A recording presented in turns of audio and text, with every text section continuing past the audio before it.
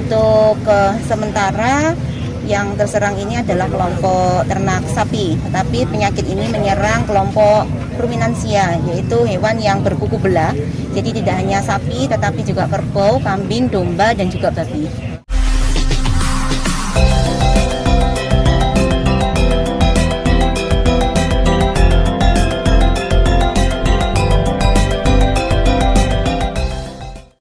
Malam-malam jaga bersama di gardu, minum kopi sambil menghisap cerutu.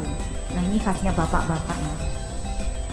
Dengan program Desa Berdaya Kampung Madu, Desa Kemelagi semangat terus maju.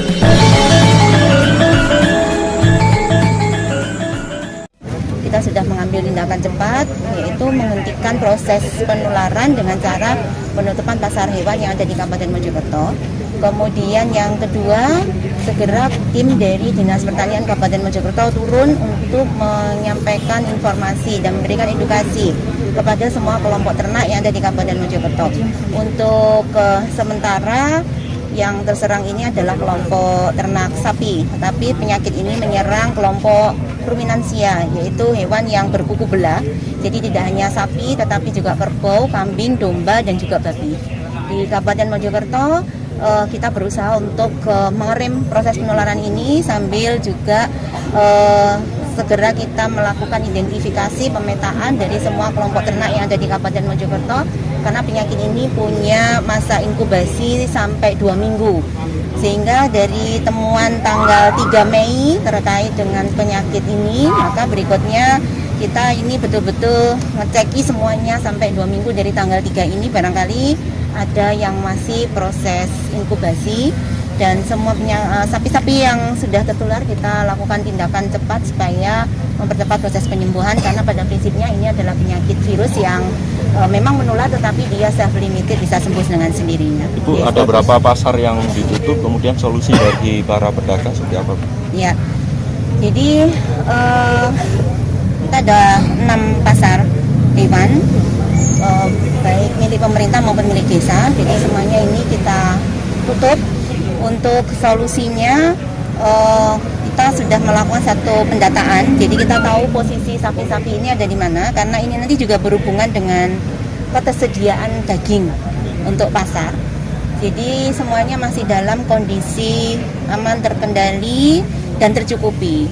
Jadi penyakit ini murni penyakit yang menyerang hewan. Jadi dari hewan ke hewan, tidak menyerang manusia, tetapi manusia menjadi penularnya.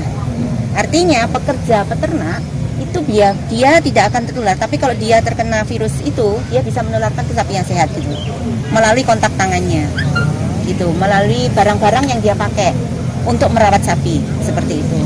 Nah, makanya saat ini di Kabupaten Mojokerto itu ada sekitar 51.300 sapi potong, dan yang terserang sejumlah 622 per tanggal ini. Artinya masih banyak sapi yang sehat, ini yang kita pertahankan. Sapi-sapi yang terlokalisir di kandang-kandang yang tidak ada hilir mudik keluar masuk sapi dari luar, ataupun pekerja-pekerjanya yang tidak berganti-ganti tukeran dengan yang merawat sapi yang sakit, kita bisa kategorikan dia aman. Sehingga ini nanti yang akan menjadi sumber bagi ketersediaan daging sapi untuk pasar di Kabupaten Mojokerto. Jadi Disperindak memantau terus sehingga proses distribusi sapi potong untuk kebutuhan konsumsi ini bisa langsung dari peternak kemudian ke rumah potong hewan dan langsung distribusi ke pasar. Sehingga sementara memang karena ini penyakit virus yang menular dan ini wabah, maka dilakukan pembatasan lalu lintas hilir mudik ternak.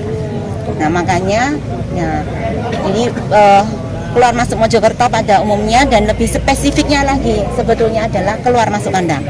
Untuk checkpoint kita tepat mulai tadi malam itu ada di perbatasan, ada di 4 titik, yaitu perbatasan dengan Lamongan, Gresik, Sidoarjo, dan juga perbatasan dengan Jombang. Jadi kita sudah melaksanakan juga untuk pembatasan untuk peternakan baik sapi, hewan ternak yang keluar ataupun masuk ke wilayah Mojokerto.